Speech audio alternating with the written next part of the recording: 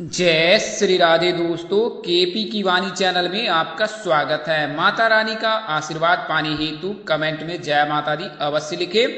वहीं अगर आप महाकाल के भक्त हैं तो कमेंट में हर हर महादेव अवश्य लिखें। यकीन जानिए माता रानी संग महादेव की कृपा आप पर और आपके पूरे परिवार पर अवश्य बरसेंगी और आप सपरिवार स्वस्थ एवं सुखी रहेंगे। साथ ही आपकी सभी मनोकामनाएं यथाशीघ्र अवश्य ही पूर्ण हो जाएंगी। दोस्तों, आज के वीडियो में आपको उन 3 राशियों के जातकों की जानकारी देने जा रहा हूं जिनके विवाह के योग जो है बन तो रहे हैं नवरात्रि में, लेकिन ऐसा योग सूर्य के राशि परिवर्तन से बन रहे हैं और सूर्य का राशि परिवर्तन आने वाले शनिवार के दिन होने वाला है।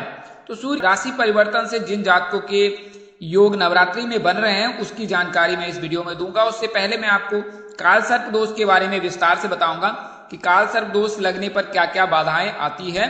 काल सर्प दोष लगने पर पीड़ित के शादी में बहुत बाधा आती है, तो इसके बारे में विस्तार से बताऊंगा। कई ऐसे जातक हैं जिन्हें ज्ञात नहीं रहता है कि वे काल सर्प दोष से पीड़ित हैं और जाने अनजाने में वो रिश्ते को लेकर आगे बढ़ते हैं। तो मैं उन्हें सलाह देना चाहूंगा कि आप स्थानीय पंडित व ज्योतिष से संपर्क कर इसका अवश्य अवलोकन करा ले कि कहीं आप काल सर्प दोष से पीड़ित नहीं हैं। जातकों को सलाह देना चाहूंगा जिनकी आयु 30 वर्ष से अधिक हो चुकी है, वे एक बार अवश्य अपनी कुंडली दिखवा ले और यह ज्ञात कर ले कि कहीं आप काल सर्प दोष से पीड़ित तो नहीं है। काल सर्प दोष कब लगता है, इसके कारण क्या है, लक्षण क्या है और निवारण क्या है, उसके बारे में विस्तार से बताऊंगा। उससे पहले मैं आपको बता देता हूं, अगर आपकी शादी में अड़चने आ रही है, शादी तय होने के बाद टूट जा रही है, किसी न किसी वजह से व्यवधान आ रहा है और आपकी आयु 25 वर्ष से अधिक हो चुकी है, तो अब आप केपी की वाणी से अपनी कुंडली दिखवा कर यह जानकारी ज्ञात कर सकते हैं कि आपकी शादी कब तक हो सकती है, किससे हो सकती है, किस दिशा में हो सकती है, किस नाम से हो सकती है, किस राशि से करनी चाहिए, जीवन साथी का रंग रूप स्वरूप स्वभाव और उनका करियर कैसा होगा, आपका करियर कैसा होगा। अगर आप लव मैरिज करना चाहते हैं तो माता पिता की सहमति मिलेगी कि नहीं मिलेगी। साथ ही ससुराल में घर द्वार कैसा होगा, सास ससुर का स्वभाव कैसा होगा, पति कितना पढ़ा लिखा होगा या पत्नी कितनी पढ़ी लिखी होगी, संतान योग, राजयोग, कारोबार योग, इसके अलावा धन योग, यह सभी जानकारी आपको विस्तार पूर्वक दी जाएगी। इसके लिए आप केपी की वाणी से संपर्क कर सकते हैं। आप संचार के सभी माध्यमों के जरिए केपी की वाणी से संपर्क कर सकते हैं, व्हाट्सएप के जरिए, सामान्य मैसेज के जरिए, फोन कॉल के जरिए, अथवा आप ट्विटर के जरिए भी संपर्क कर सकते हैं, फेसबुक के जरिए भी संपर्क कर सकते हैं, मेल पर भी संपर्क कर सकते हैं। हमसे जुड़ने के लिए आप 8521835670 पर संपर्क कर सकते हैं। 8521835670। अगर जल्दबाजी में नंबर निकल गया है तो आप वीडियो को स्क्रॉल कर नीचे आए और डिस्क्रिप्शन बॉक्स में आराम से नंबर नोट कर सकते हैं। वहीं ऐसे जातक जिनकी शादी तय हो चुकी है वे अपनी कुंडली मिलान अवश्य करा ले। विवाह उपरांत वैवाहिक जीवन की जानकारी प्राप्त करने हेतु कुंडली मिलान अनिवार्य होता है और अगर आप कुंडली मिलान करा लेते हैं तो इससे आपको भविष्य में होने वाली घटनाओं का आभास हो जाता है। खासकर अगर कुंडली मिलान में नारी दोष या भकुर दोष लगता है तो जीवन में अस्थिरता आती है। इसके लिए जो है उसका निवारण अनिवार्य है, तो विवाह पूर्व में ही उसका निवारण करा लें।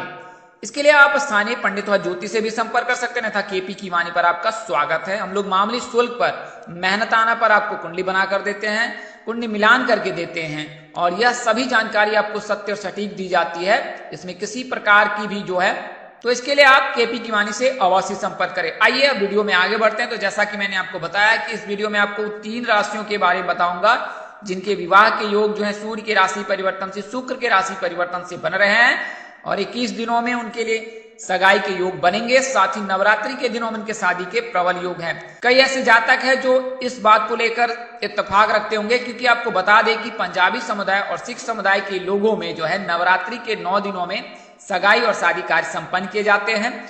उत्तर भारत में चतुर्मास के दौरान कोई भी शुभ कार्य नहीं किए जाते हैं, लेकिन पंजाबी और सिख समुदाय के लोगों में इस तरह के प्रावधान है।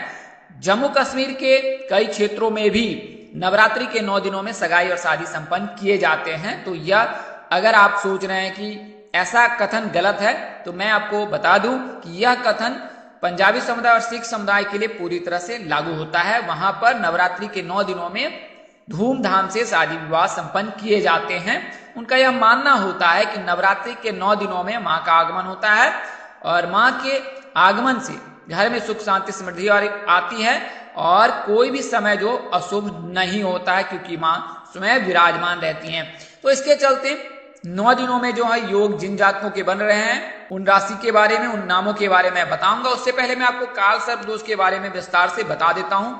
तो आपको बता दूं काल सर्प दोष कब लगता है। तो काल सर्प दोष तब लगता है जब राहु और केतु के मध्य जो है सभी ग्रह उपस्थित हो जाते हैं, सभी ग्रह शुभ और अशुभ उपस्थित हो जाए और उनका प्रभाव जो है क्षीण हो जाता है। राहु और केतु छाया ग्रह है और जब किसी ग्रह पर इनकी दृष्टि पड़ती है तो उसका प्रभाव क्षीण हो जाता है। खासकर सूर्य और चंद्र का प्रभाव तो क्षण में ही क्षीण हो जाता है, क्योंकि सूर्य और चंद्र ग्रहण जो है राहु और केतु के प्रभाव के चलते ही लगता है। तो राहु और केतु के मध्य ग्रह की उपस्थिति के चलते जो है काल सर्प दोष लगता है। काल सर्प दोष सामान्यतः 12 प्रकार के होते हैं। चूंकि कुंडली में 12 भाव होते हैं, 12 भाव में हर भाव के साथ संयोग बनता है, तो फिर 12 प्रकार के काल सर्प दोष होते हैं। हालांकि शास्त्र में 12 से अधिक काल सर्प दोष का वर्णन किया गया है। इनमें 12 भावों के अनुसार से ज्योतिष में 12 काल सर्प दोषों की गणना की जाती है। और जब किसी व्यक्ति की कुंडली में काल सर्प दोष लगता है तो उस व्यक्ति के जीवन में अस्थिरता आती है, उनके बने काम बिगड़ जाते हैं। अगर कोई जातक विवाह योग्य है तो उनकी शादी में बहुत बाधा आती है। इसके अलावा अगर आप कोई बिजनेस कर रहे हैं तो उसमें भी आपको परेशानी आ सकती है। साथ ही अगर आप कोई नया रोजगार करना चाहते हैं और काल सर्प दोष से पीड़ित हैं तो इसका निवारण कराने के पश्चात ही करें, अन्यथा आपको व्यापार में हानि हो सकती है। तो काल सर्प दोष का निवारण बहुत ही अनिवार्य होता है। इस निवारण के पश्चात अगर कोई शुभ कार्य करते हैं तो उसमें सफलता मिलती है, अन्यथा आपको परिश्रम करना पड़ता है। परिश्रम करने के बावजूद भी आपको मनचाहा सफलता नहीं मिलती है।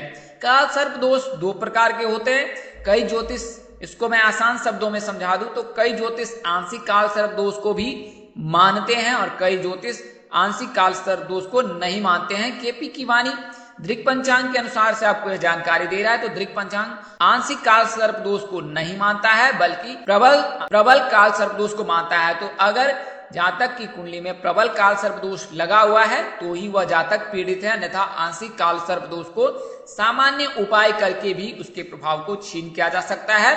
तो आप केपी की वाणी से संपर्क कर काल सर्प दोष के निवारण के उपाय व्हाट्सएप के जरिए मंगा सकते हैं और यह सेवा निःशुल्क है, यानी कि आपको उपाय निःशुल्क दिए जाएंगे और उन उपाय को आपको करना है।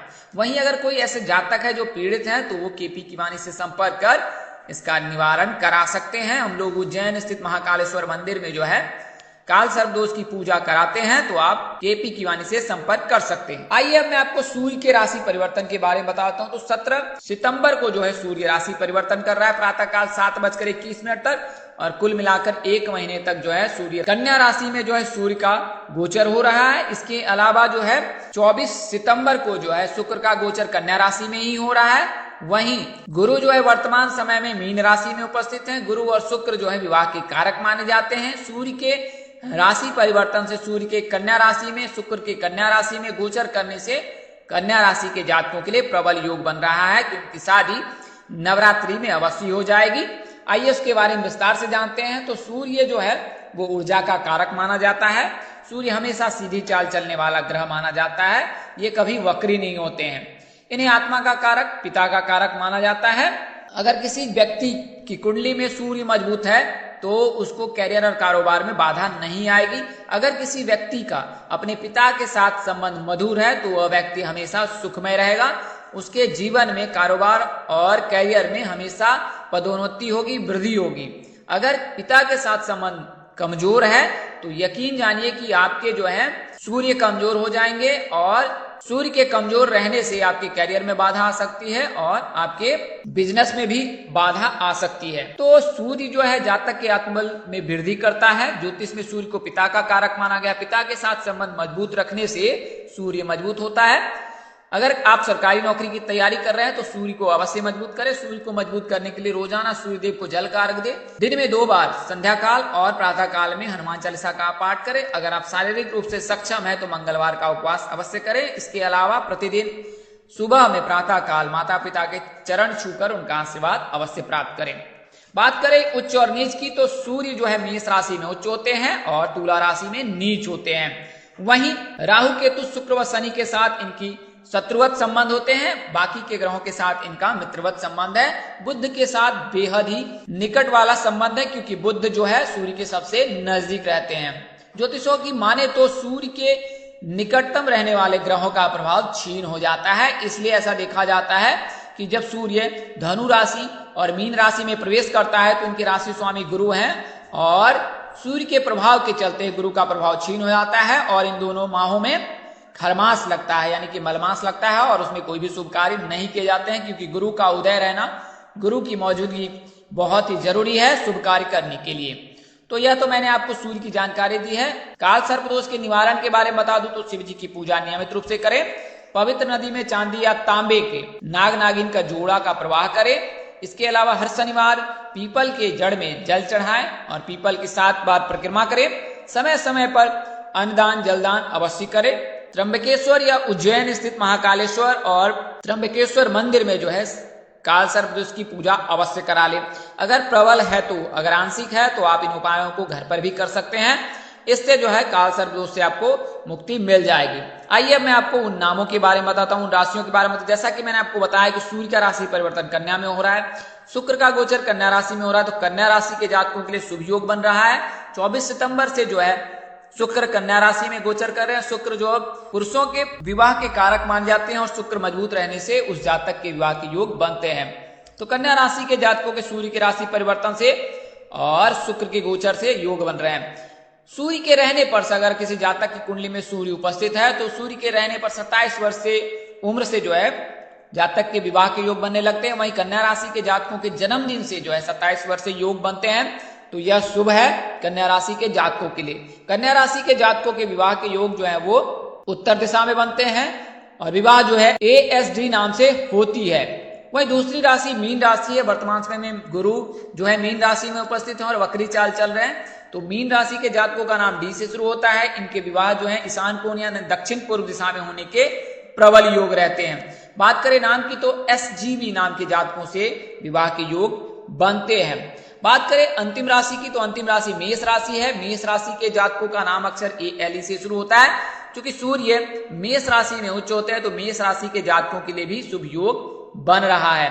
इस नाम के जातकों के PRMKATV नाम के जातक से विवाह के योग बन रहे हैं। इनमें से किसी एक जातक के साथ आप परिणय सूत्र में बन सकते हैं। बात करें दिशा की तो दक्षिण दिशा में विवाह के योग बन रहे हैं। वहीं मीन और धनु राशि के जातक इनके लिए बेहद ही शुभ माने जाते हैं, लेकिन विवाह पूर्व अपनी कुंडली मिलान अवश्य करा ले। इससे आपको ज्ञात हो जाएगा कि विवाह उपरांत आपका वैवाहिक जीवन कैसा रहने वाला है। तो दोस्तों इस वीडियो मैंने आपको उन 3 राशियों के बारे में बताया। उन 3 राशि के जातकों की किस नाम से शादी हो सकती है, किस दिशा में हो सकती है, उसकी जानकारी दी है। यह जानकारी आपको ग्रह राशि परिवर्तन के आधार पर दी है, साथ ही आपको चंद्र कुंडली के आधार पर आपको पूरी जानकारी दी गई है। ज्योतिष पंचांग मान्यताओं धर्म ग्रंथों ग्रह राशि परिवर्तन के आधार पर आपको यह पूर्ण जानकारी दी गई है। इसमें बदलाव संभव है। अगर जानकारी देने में अपने अनुज यानी मुझसे कोई गलती हो गई तो कृपया क्षमा कर दीजिएगा। मेरी कोशिश आपको सत्य और सही जानकारी देने की रहती है। अगर आप कोई सलाह अथवा परामर्श देना चाहते हैं तो अवश्य दें, आपका स्वागत है। इन्हें मानने अपनाने अथवा उपयोग करने से पहले अपने नजदीक के किसी प्रकार पंडित अथवा ज्योतिष से अवश्य संपर्क कर ले। इस तरह के वीडियो देखने के लिए हमारे चैनल के डैशबोर्ड अथवा प्लेलिस्ट पर जाएं और अपनी राशि अनुसार वीडियो अवश्य देखें। तो दोस्तों आपको यह जानकारी कैसी लगी, लाइक कमेंट शेयर कर हमें अवश्य बताएं। अगर आप मेरे चैनल पर पहली बार विजिट कर रहे हैं, चैनल के कार्यक्रम पसंद आए तो चैनल को सब्सक्राइब कर ले, साथ ही बेल आइकन को प्रेस करना ना भूलें। माता रानी कृपा से आपके चेहरे पर हमेशा मुस्कान बनी रहे, आप परिवार स्वस्थ एवं सुखी रहें, साथ ही आपकी सभी मनोकामनाएं यथाशीघ्र अवश्य पूर्ण हो। इन्हीं शुभकामनाओं के साथ आपसे विदा लेता हूं कि जल्द एक नए वीडियो और एक नई जानकारी लेकर आपके समक्ष हाजिर होऊंगा। तब तक के लिए इस नाचीज दोस्त को इजाजत दे। आप जहां रहे मस्त रहे, स्वस्थ रहे, व्यस्त रहे। माता रानी की असीम कृपा पर बरसती रहे। परमपिता परमेश्वर आपको सद्बुद्धि सत्मार्ग और आगे बढ़ने की शक्ति दे। नमस्कार, जय श्री राम दोस्तों, जय श्री कृष्णा, जय माता दी, जय भाई।